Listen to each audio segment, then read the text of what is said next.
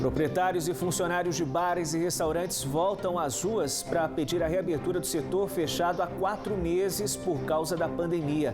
Protesto simultâneo foi realizado em 4 cidades da região. Na contramão do Plano São Paulo, Cunha autoriza a reabertura de bares e restaurantes que dispõem de espaços arejados ou ao ar livre. Carga de eletrônicos é apreendida durante a operação conjunta da Polícia Rodoviária Federal e da Receita Federal na Via Dutra, em Taubaté. Para superar a crise, empresários da região se reinventam e incrementam negócios. Venda de água agora divide espaço com produtos de Minas e tem até balada fazendo lanches. Mercado Pet registra aumento de 500% nas compras por delivery. Produtos como brinquedos também estão em alta na quarentena. Quinta-feira, 23 de julho. O Band Cidade está no ar na TV e também na fanpage da TV Band Vale no Facebook.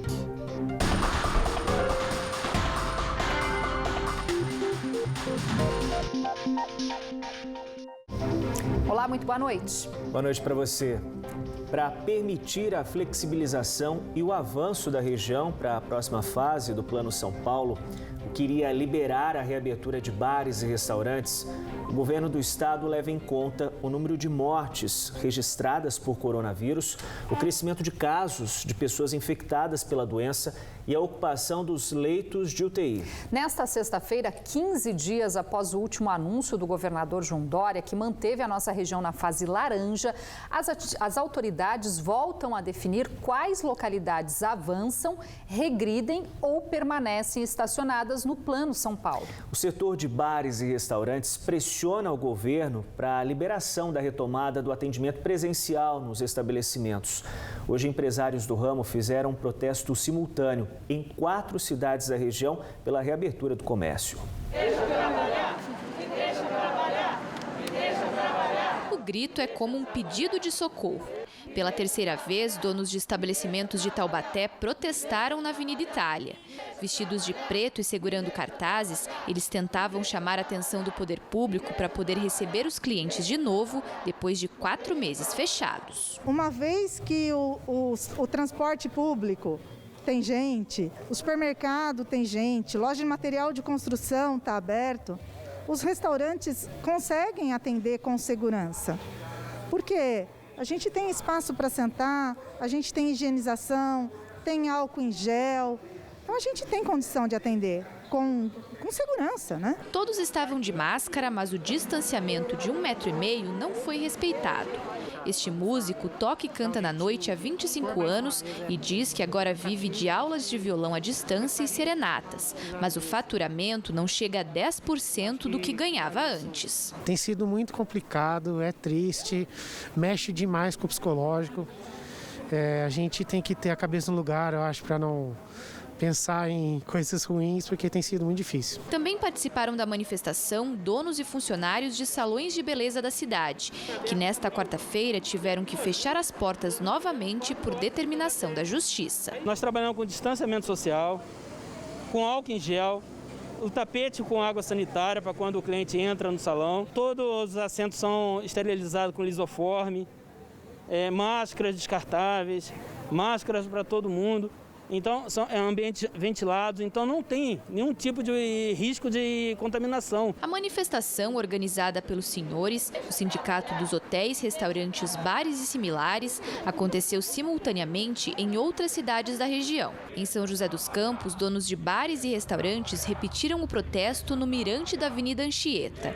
Em Jacareí, a manifestação aconteceu no Pátio dos Trilhos e em Campos do Jordão, a concentração foi na Praça do Capivari. Queremos trabalhar, queremos trabalhar, queremos trabalhar. No dia 9 de julho, data do primeiro protesto em Taubaté, foram coletadas assinaturas para um abaixo-assinado em que os empresários pediam ajuda do município.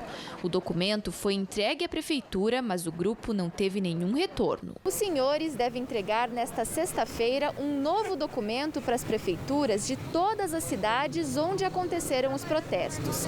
Nele, o sindicato pede a isenção de impostos até o fim do ano que vem e empréstimos para pagar os aluguéis dos estabelecimentos. 4 meses depois do fechamento, a gente precisa de mais ajuda. A gente precisa de ajuda do poder público para pagar os nossos aluguéis, a gente precisa de ajuda do poder público na forma de isenção de impostos, ISS, IPTU, né? Flexibilização do alvará, isenção de pagamento desse alvará. A gente precisa de toda a ajuda possível para continuar respirando. Já em Cunha, hotéis, pousadas, bares e restaurantes já estão autorizados a reabrir. O setor hoteleiro pode funcionar com 40% da capacidade, além de seguir uma série de protocolos sanitários para evitar um possível contágio do coronavírus. Bares e restaurantes precisam ter ambientes arejados ou espaços ao ar livre para retomar as atividades. Os estabelecimentos podem funcionar 6 horas por dia e não podem permanecer abertos após as 11 da noite. O consumo em padarias também foi liberado, mas sem horário limite de funcionamento. Hoje foi o segundo dia de funcionamento do comércio com horário reduzido em Taubaté. E pelo aplicativo Você na Band Vale, nós recebemos imagens que mostram um movimento intenso esta tarde na região central da cidade. Desde ontem, o camelódromo, lojas e comércio em geral só podem abrir apenas de segunda a sexta-feira entre 2 da tarde e 6 da noite. Pelo novo decreto publicado nesta quinta-feira pela Prefeitura, este também é o horário autorizado para o shopping popular. Já os shopping centers devem funcionar entre 4 da tarde e 8 da noite. As alterações nos horários do comércio seguem determinação judicial com a redução para 4 horas diárias, enquanto Taubaté permanecer na fase laranja do Plano São Paulo. Mais 11 mortes por Covid-19 foram notificadas hoje na região. 6 delas foram registradas em São José dos Campos. Em Jacareí foram confirmados 4 óbitos e Ubatuba contabilizou mais uma morte. No Vale do Paraíba agora são 484 mortes e 13.780 casos confirmados de coronavírus. Nesta quinta-feira, a Prefeitura de Ilhabela confirmou que a prefeita Gracinha Ferreira também testou positivo para a Covid-19 e que ela se recupera em casa. 3 containers carregados com equipamentos eletrônicos falsificados foram apreendidos esta tarde na altura do quilômetro 71 da Via Dutra, durante uma operação conjunta da Polícia Rodoviária Federal e a Receita Federal.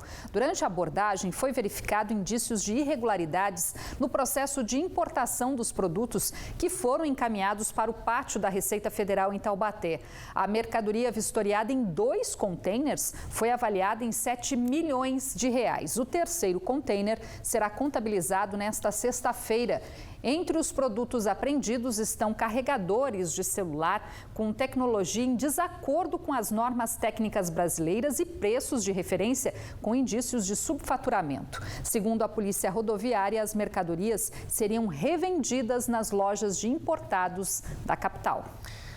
Os últimos dados do CAGED, o Cadastro Geral de Empregados e Desempregados, ilustram em números a desaceleração da economia na nossa região. São José dos Campos fechou mais de 4.200 postos de trabalho. Em Taubaté, quase 2.000 pessoas ficaram desempregadas na cidade em maio, segundo o levantamento mais recente do Ministério da Economia. Para superar a crise, muitos empresários precisaram incrementar seus negócios. Há mais de 20 anos no mercado do entretenimento, os últimos 4 meses não foram fáceis para o Celso. Ele é dono desta casa noturna em Taubaté e confessa que nunca imaginou ter que conviver com a pista de dança vazia por tanto tempo. Antes da pandemia, o local costumava receber em média 2.000 pessoas por final de semana. Era uma alegria só, é festa em cima de festa, o pessoal realmente curtia muito aqui e a gente espera ainda que volte a curtir novamente. Com o setor de eventos parado há mais de 100 dias, desde o início das medidas de isolamento social, foi na cozinha que o Celso decidiu inovar em meio à pandemia do coronavírus. Para reduzir os prejuízos, ele usou uma parte da casa noturna para preparar pratos para delivery, como o Sushi Burger. Comecei a ver algumas postagens de algumas pessoas e cheguei a ver uma pessoa postando um lanche. E eu fui checar que lanche que era aquele, porque parecia muito saboroso, muito bonito e era um lanche muito bem recheado. E fui checar e cheguei no Sushi Burger. e me apaixonei pelo produto. Comecei a testar ele. Pois é, a espera pela reabertura de bares e restaurantes na região tem exigido paciência e principalmente criatividade. Há 8 anos, a Graziele saiu de Minas Gerais para morar em Taubaté. Ela trabalha em um depósito de água no centro da cidade. O local vendia em média 50 galões por dia. Com a pandemia, o número caiu para 10. Para resolver a queda nas vendas, a Graziele resolveu dar um toque mineiro nos negócios.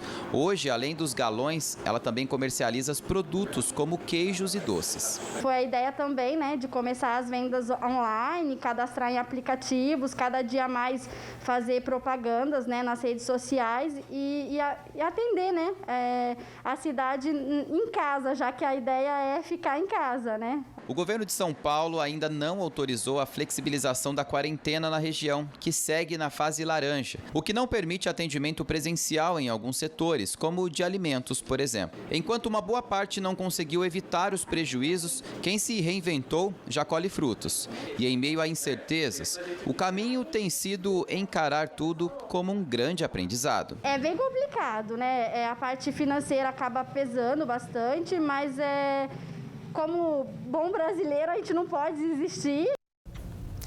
Equipes do Corpo de Bombeiros seguem na área afetada por uma enorme queimada na região do Pico da Pedra da Mina, entre as cidades de Queluz e Cruzeiro.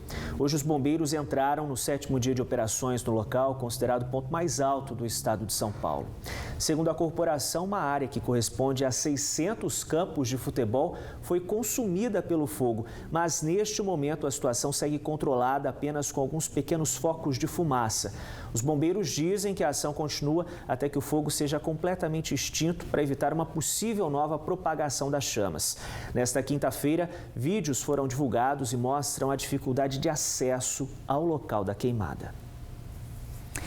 Depois do intervalo, novos caminhos para o turismo da região. O governo do estado investe mais de 6 milhões de reais em rodovias que dão acesso a Campos do Jordão, na Serra da Mantiqueira e São Luís do Paraitinga. Hora certa para você, 7 horas e 2 minutinhos. Continue com a gente, em instantes estamos de volta.